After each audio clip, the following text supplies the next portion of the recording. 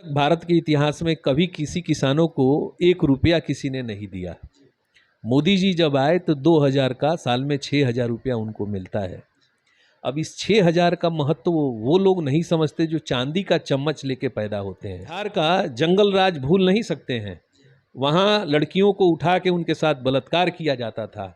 6 बजे के बाद आप लोग बच्चे रहे होंगे उस समय। छोटी पार्टियों को ख़त्म करने के लिए होता तो आज 5 जो सीट चिराग जी को जो मिला वो नहीं मिलता। मुस्लिम किसी का बंधुआ नहीं है।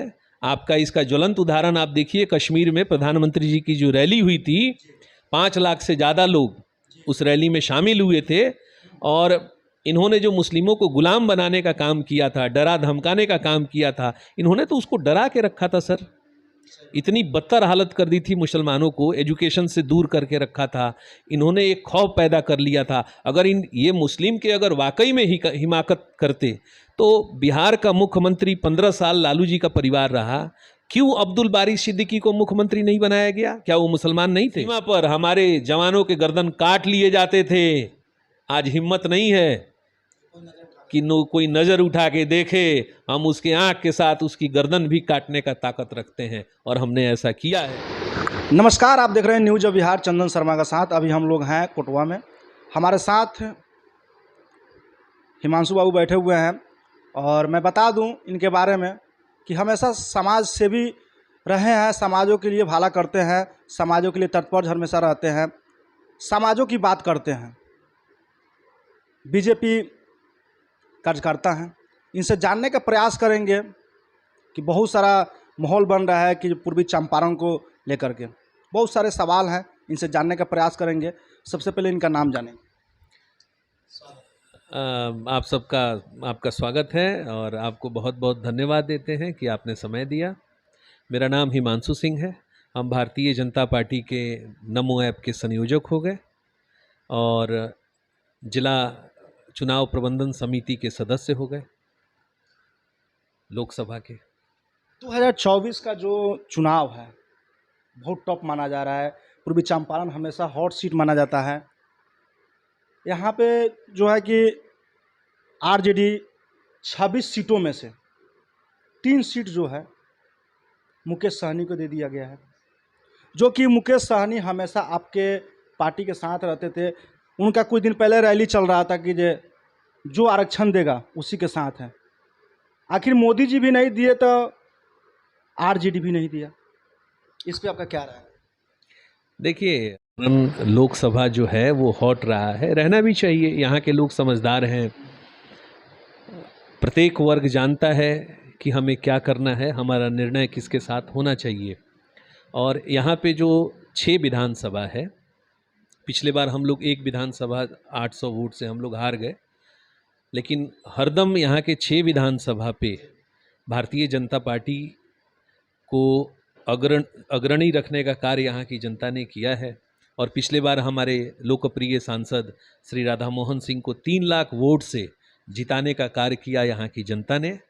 इस बार 400 पार और मोतिहारी में आज ही कहता हूँ 4 लाख से ज़्यादा वोट से हमारे सांसद महोदय इस बार चुनाव जीतेंगे। आप लोग निश्चिंत रहिए। दूसरा जो आपने मुकेश सहनी जी के बारे में कहा, तो वो आरक्षण जनता के लिए नहीं था, वो खुद अपना आरक्षण चाह रहे थे। अपना आरक्षण मैंने समझे नहीं। अपना आरक्षण मतलब हो गया कि कहीं गोटी पेटी उनका सेट कर जाए, उनका अपना जो भविष्य है वो सुदृढ़ हो जाए, इसके फेर में वो थे। अगर ऐसी बात रहती तो वो न्यूट्रल होकर चुनाव लड़ते। किसी पार्टी के साथ किसी संगठन में क्यों जाते? आपने कहा ना कि न भारतीय जनता पार्टी ने दिया न आरजेडी ने दिया, तो क्यों? देखिए साहब, भारतीय जनता पार्टी देश की पार्टी है, ये कार्यकर्ताओं की पार्टी है। इसमें जितने हैं कोई नेता नहीं है, सभी कार्यकर्ता हैं। और बाकी जितनी भी पार्टियां देखिएगा वो परिवारवाद है। मुकेश सहनी के बाद कौन? वीआईपी में अगर देखिएगा तो मुकेश सहनी के बाद कौन? लालू जी के पार्टी में देखिएगा तो लालू जी के बाद तेजस्वी जी, और तेजस्वी जी के बाद कौन? तो ये प्रश्न हरदम बना रहेगा। लेकिन भारतीय जनता पार्टी में आप अगर मोदी जी हैं तो मोदी जी के बाद कौन? तो एक बूथ अध्यक्ष भी हमारा मुख्यमंत्री बना है मोहन यादव जी। हम लोग खुद नहीं जानते थे कि अगला मुख्यमंत्री कौन होगा, तो ये कार्यकर्ताओं की पार्टी है सर। सुनने में ये भी आ रहा है कि जिस तरह से आरजेडी के कार्यकर्ता हैं, आरजेडी के सुप्रीमो जो हैं, इस सरकार को कहते हैं हिटलरशाही सरकार। क्या इस सरकार हिटलरशाही सरकार है? देखिए सर, जो भ्रष्टाचारी हैं, जो अपराधी हैं, उसके लिए हम लोग हिटलर तो नहीं हैं, लेकिन मजबूत चौकीदार हैं। और अपराधी हो या घोटालेबाज हो, जैसे हमारे सम्राट चौधरी उप मुख्यमंत्री बिहार ने स्पष्ट रूप से कहा भी है कि अपराधियों को या जेल जाना होगा, नहीं तो जैसे योगी जी कहते हैं ना, हमारे पड़ोस में ही देखिए उत्तर प्रदेश में कितनी शांति है, कितने लोग खुशहाल हैं। तो हम लोग, भारतीय जनता पार्टी हिटलरशाही नहीं है सर। ये वो लोग कहते हैं जिनको अपने परिवार की चिंता है, जिन्होंने अपराधियों को संरक्षण दे के रखा है, पाल के रखा है। आप बिहार 6 बजे के बाद कोई घर से बाहर नहीं निकलता था। जब राजद के परिवार में बेटियों की शादी हुआ करती थी तो गाड़ी शोरूम से खींच के ले जाया जाया करता था, और कई शोरूम बंद हो गए। वो जंगल राज को भूला नहीं जा सकता है। हाँ, जंगल राज का सफाया भारतीय जनता पार्टी ने किया, इसलिए इसको आप हिटलरशाही कहिए या जो कहिए, लेकिन जनता के लिए तो ये अच्छी पार्टी है, बढ़िया पार्टी है। अगर नहीं रहती तो पूर्ण बहुमत की सरकार देश में दोबारा नहीं चुनी जाती। तेजस्वी यादव ये भी कहते हैं कि जो बीजेपी की सरकार है, छोटे छोटे पार्टियों को ख़त्म करने के लिए लगी हुई है। नहीं सर, ये गलत भावना है। अगर चिराग जी का अस्तित्व खतरे में था, उनको 5 सीट देकर रामविलास पासवान जी के कर्तव्यों को देखते हुए समाज में जो उनका योगदान था उसको बढ़ाने का कार्य भारतीय जनता पार्टी ने किया है सर।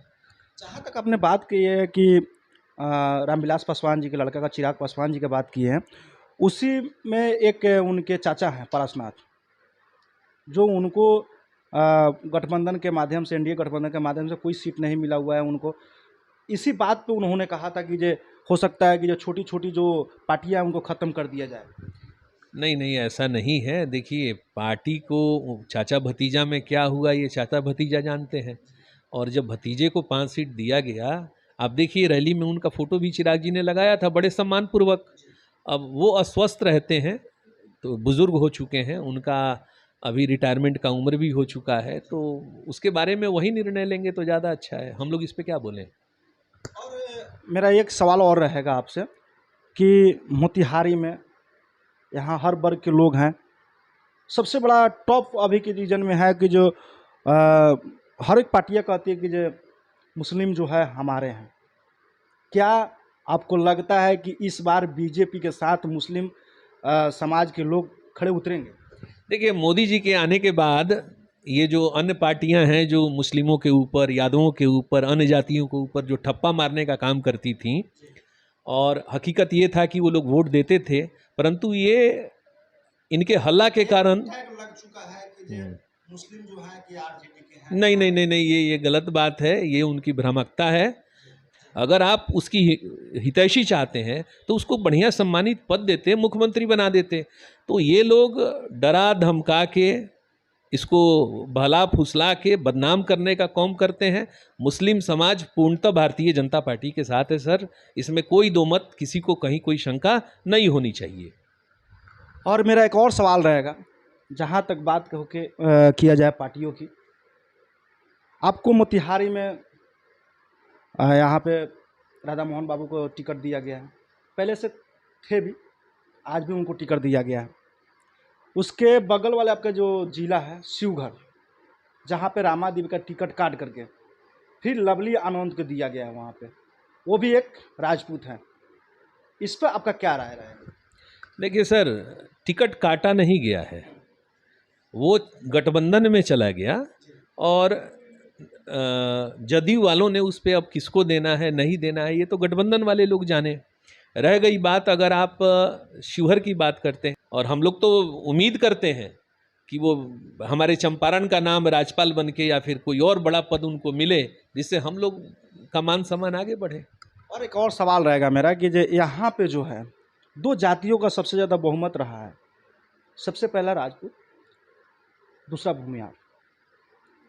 यहाँ पे हो सकता है कि कहीं आरजेडी जिस तरह आकाश सिंह को पिछले बार लाया गया था, हो सकता है कि फिर इस बार उनको लाया जाए, तो क्या चुनाव जो है टफ हो सकता है क्या? देखिए सर, देश ने मूड बना लिया है और ये वोट किसी व्यक्ति विशेष के लिए नहीं है। लोगों ने अपना कैंडिडेट कमल छाप को चुना है और देश के लिए वोट करना है। ये विधानसभा का चुनाव नहीं है कि किसी क्षेत्रीय पार्टी को या जातिगत जाके कोई वोट दे दे।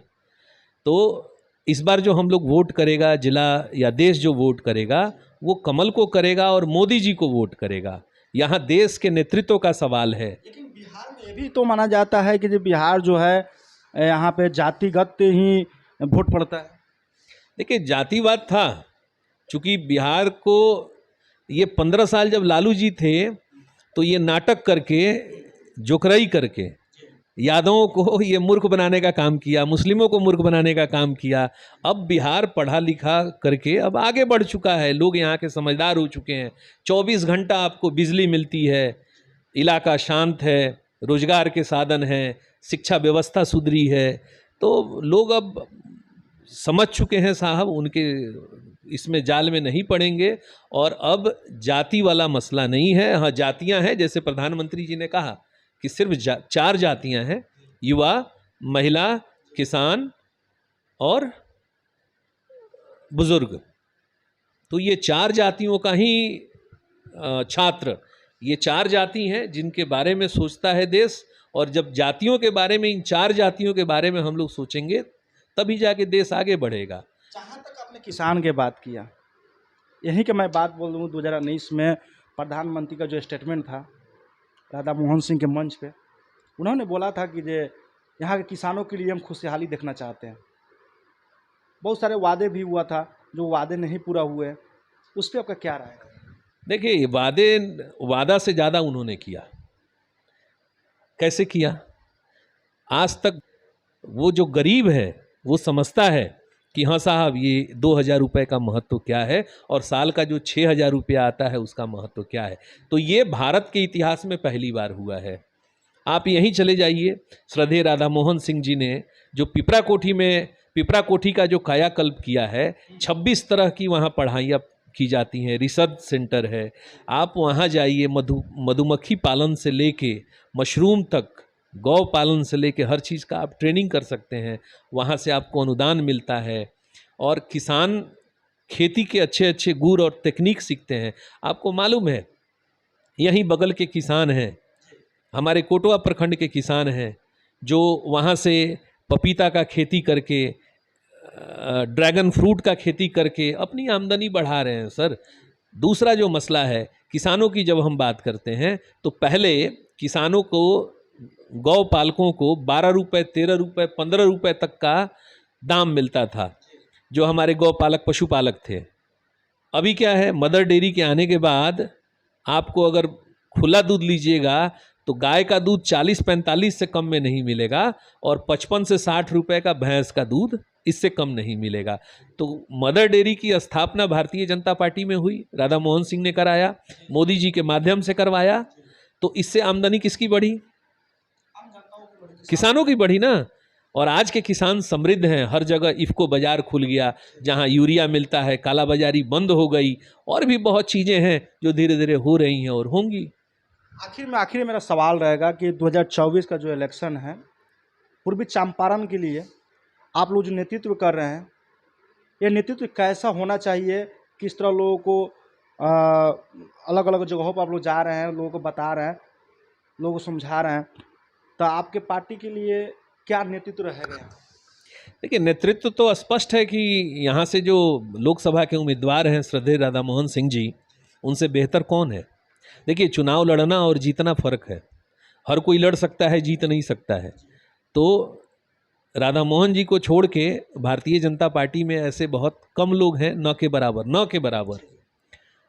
तो और उन्होंने बहुत, उनको अनुभव है और उन्होंने जिला के लिए काफ़ी सारे काम किए हैं। अगर गिनना शुरू कर दिया जाए तो ये इंटरव्यू कम पड़ जाएगा। तो रह गई नेतृत्व की बात, तो देश इस बार वोटर जो हैं हमारे, वो देश के लिए वोट करने जा रहे हैं, किसी व्यक्ति विशेष के लिए नहीं। देश हमारा और मजबूत हो, 47 में देश हमारा विकसित हो जाए, हम और मजबूत गति से आगे बढ़ें, इसके लिए वोट हो रहा है। और अंत में मैं यही कहना चाहूँगा कि साहब, सबसे महत्वपूर्ण बात, हमारे साथ ऐसे देश को पहली बार प्रधानमंत्री मिले जो दुश्मनों के घर में घुसकर दुश्मन को मारने का काम करते हैं। अब हम लोग उजला वाला झंडा दिखा के माफ़ी मांगने का काम नहीं करते। एक समय था जब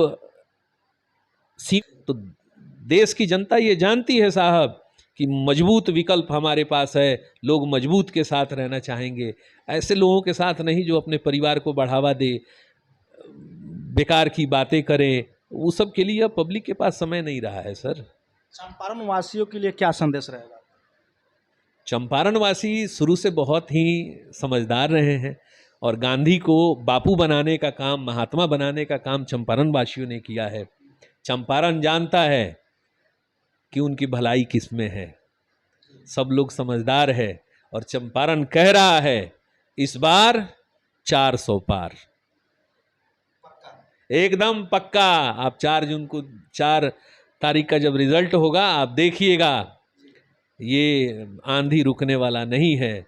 और सबसे बड़ी बात, जो राम को लाए हैं हम उनको लाएंगे, क्योंकि धर्म भी तो है, मरना भी तो है सर, राम नाम सत्य है। तो इस जीवन में हमने राम मंदिर को बनते देखा, इससे बढ़िया जीवन और क्या हो सकता है। सभी सुविधाओं के साथ धर्म भी हमारा मजबूत हो रहा है, इससे अच्छी बात क्या होगी।